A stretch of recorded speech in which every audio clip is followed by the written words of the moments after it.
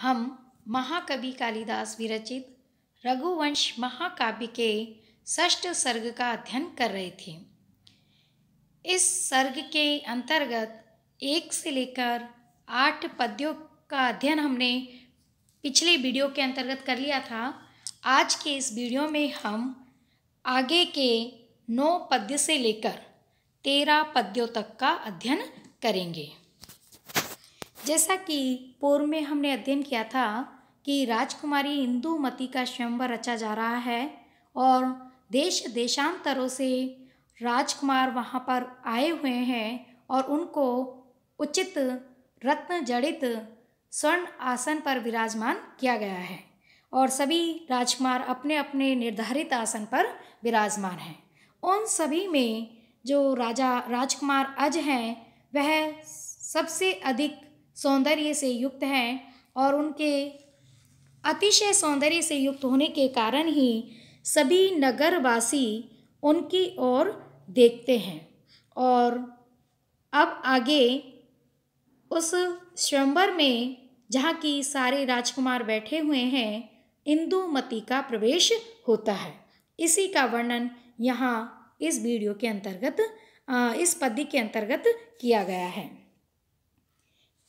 पुरोपकंठोपवनाश्रयाणां कलापिनाम उद्धत नृत्य हेतु प्रद्यमात शंखे परितो दिगंतां स्तूर्यस्वने मूर्छति मंगलार्थे। अर्थात पुरोपकंठ उपवन आश्रयाणाम अर्थात नगर के समीप विद्यमान उपवनों में रहने वाले कलापिनाम मयूरों के उद्धत नृत्य हेतु अर्थात मेघ ध्वनि के समान तांडव नृत्य करने के हेतु रूप प्रद्यमात शंखे शंखनाद से युक्त मंगलार्थे मांगलिक तूर्य स्वने वाद्य यंत्रों की ध्वनि के परितः चारों तरफ दिगंतान दिशाओं के अंत तक मूर्छति फैलने पर इंदुमती ने स्वयंवर में प्रवेश किया।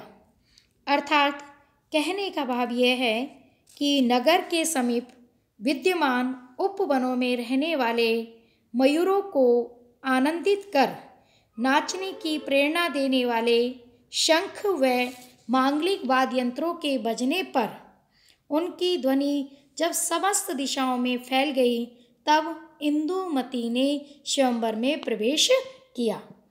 इसी प्रसंग को आगे बढ़ाते हुए कवि कालिदास कहते हैं कि मनुष्य वाह्यई चतुरस्रायान मध्याश्य कन्या परिवार शोभी विवेश मंचांतर राजमार्गम पतिंबरा क्लिप्त विवाह वेशा।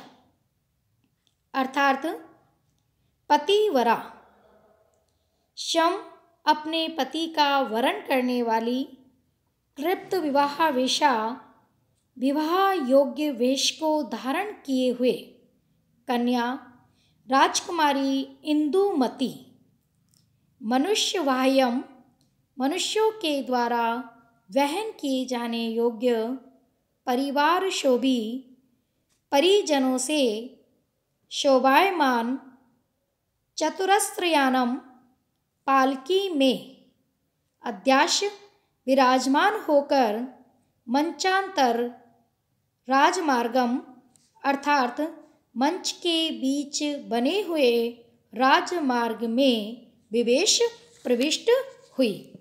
अर्थात मनुष्यों के द्वारा ढोई जाने वाली और अपने परिजनों से घिरी हुई पालकी में बैठकर विवाह के योग्य सुंदर वस्त्रों को धारण की हुई सुसज्जित जो राजकुमारी है, जो कि अपने पति का वरण करने वाली है, वह वहाँ स्वयंवर भवन के अंतर्गत मंच के बीच बने हुए मार्ग में उन्होंने प्रवेश किया। अर्थात इस पद्य के अंतर्गत इंदुमती के प्रवेश करने के समय चारों तरफ मांगलिक वाद्य यंत्रों की ध्वनि व्याप्त हो रही थी, इसकी सूचना दी गई है। और वह जो मांगलिक वाद्य यंत्रों की ध्वनि है वह मेघ गर्जना के समान थी, जिसे सुनकर के जो उपवन में स्थित मयूर है वह मदमस्त होकर आनंदित होकर नृत्य करने लगते हैं। और वह जो जब इंदुमती स्वयंवर की ओर आती हैं तो उनकी जो पालकी है उसे 4 व्यक्ति उठाकर लेकर आते हैं। परिजन उनके साथ हैं, सखियाँ उनके साथ हैं।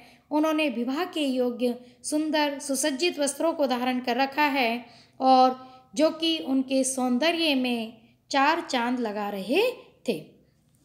चूँकि 3 पद्यों का एक साथ यहाँ अन्वय हुआ है 8, 9 और 10, इसलिए 3 पद्यों का एक साथ अन्वय होने के कारण यह विशेषक कहलाता है। अब इंदुमती स्वयंवर में आ गई हैं। उसके बाद आगे के प्रसंग का वर्णन करते हुए कहते हैं कवि कालिदास कि जब इंदुमती स्वयंवर में आई तो उनके इंदुमती को सभी राजागण जो कि वहाँ पर उपस्थित थे वह उन्हें देखने लगते हैं। उसी का वर्णन यहाँ इस पद्य में किया गया है। तस्मिन् विदानातिशये विधातु कन्यामये नेत्रशतैकलक्षे निपेतुरन्तःकरणे नरेन्द्रा देही स्थिता केवलम आसनेषु। राजकुमारी के दिव्य अलौकिक अद्भुत सौंदर्य को देखकर सभी वहाँ उपस्थित जो राजागण थे वह केवल देह मात्र से अपने आसन पर स्थित थे, बाकी मन से वह उस इंदुमती को देखकर भाव-विभोर हो रहे थे, आश्चर्यचकित हो रहे थे और उसे एकटक देखे जा रहे थे। उसी का बड़ा सुंदर वर्णन यहाँ कवि कालिदास ने किया है।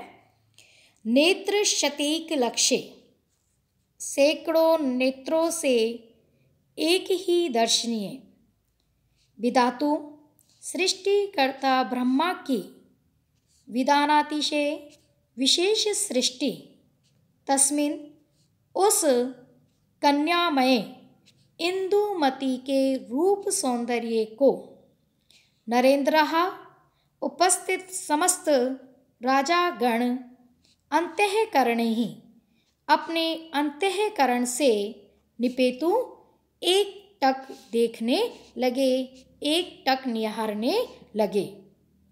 आसनेषु अपने अपने सिंहासन पर तो देही शरीर से ही केवल स्थिता वे बैठे हुए दिखाई दे रहे थे।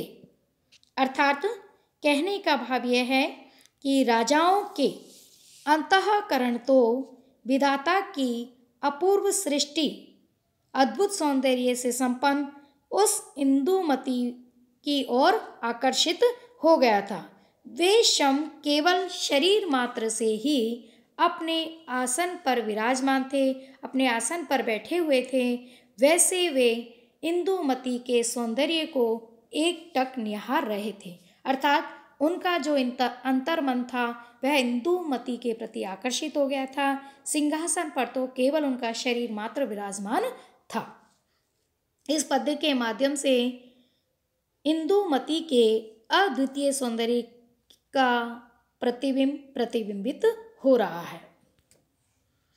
इसके बाद इंदुमती को जब सभी राजाओं ने देखा तो किस प्रकार अपने भावों को श्रृंगारिक चेष्टाओं के माध्यम से अभिव्यक्त किया, इसका बड़ा सुंदर श्रृंगारिक वर्णन कवि कालिदास के द्वारा किया गया है।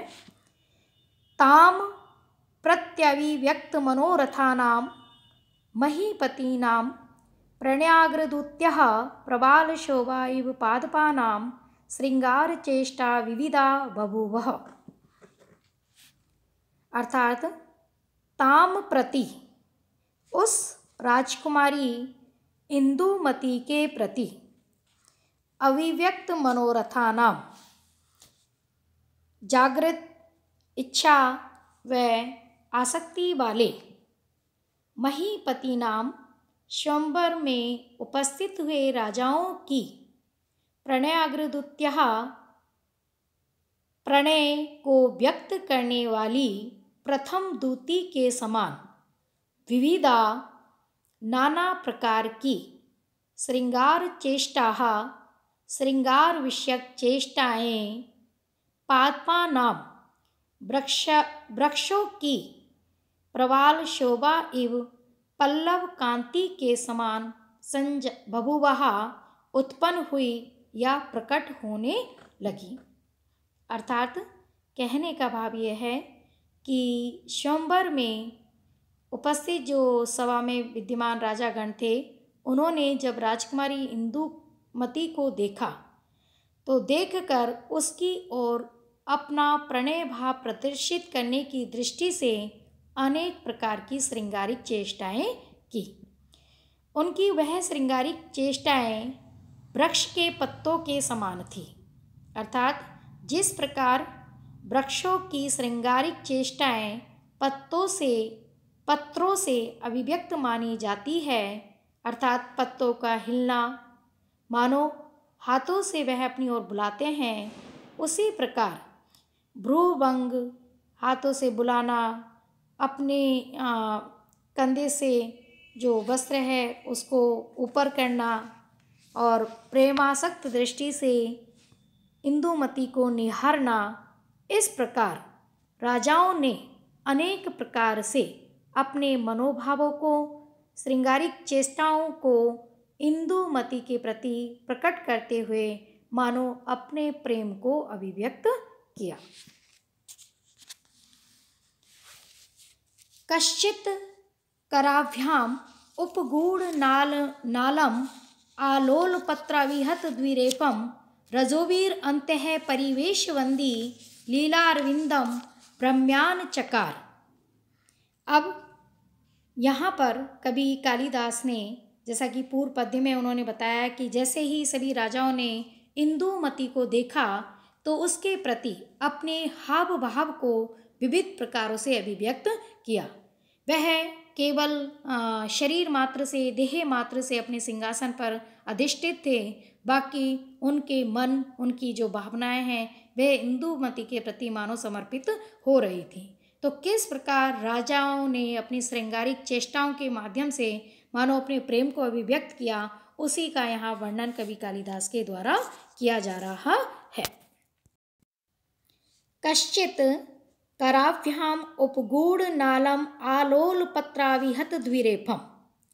कश्चित् कोई राजा कराभ्याम हाथों से उपगूढ़ नालम नाल को पकड़कर आलोलपत्राविहत द्विरेफम चारों तरफ घुमाते हुए उसके पत्तों से भ्रमर को ताड़ित करते हुए रजोभिः पराग कण से अंतः परिवेशवंदी मंडल सा बनाते हुए, अंदर मंडल सा बनाते हुए लीला अरविंदम लीला कमल को ब्रह्म्यान चकार घुमाने लगे।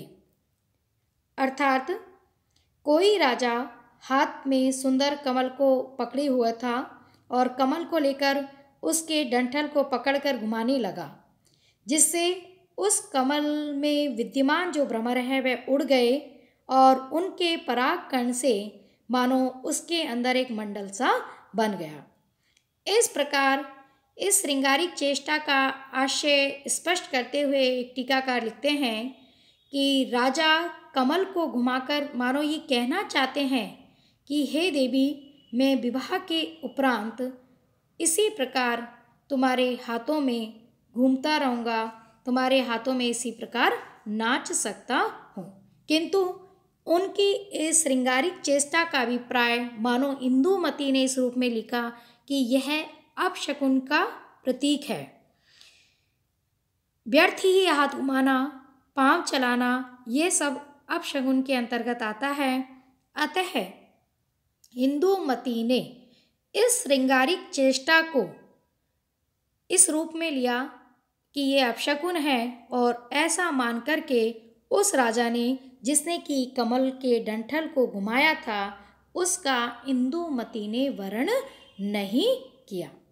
अर्थात कहने का भाव यह है कि राजा ने अपनी श्रृंगारिक चेष्टा अभिव्यक्त की कि मानो वह कमल को घुमाकर अपने प्रेम को अभिव्यक्त कर रहा था, किंतु इंदुमती ने मानो उस भाव को अपशकुन के रूप में स्वीकार करते हुए उस राजा का उन्होंने वरण नहीं किया। आज का यह वीडियो हम यहीं पर समाप्त करते हैं। आगे के पद्यों का अध्ययन अगले वीडियो में करेंगे। तब तक के लिए धन्यवाद।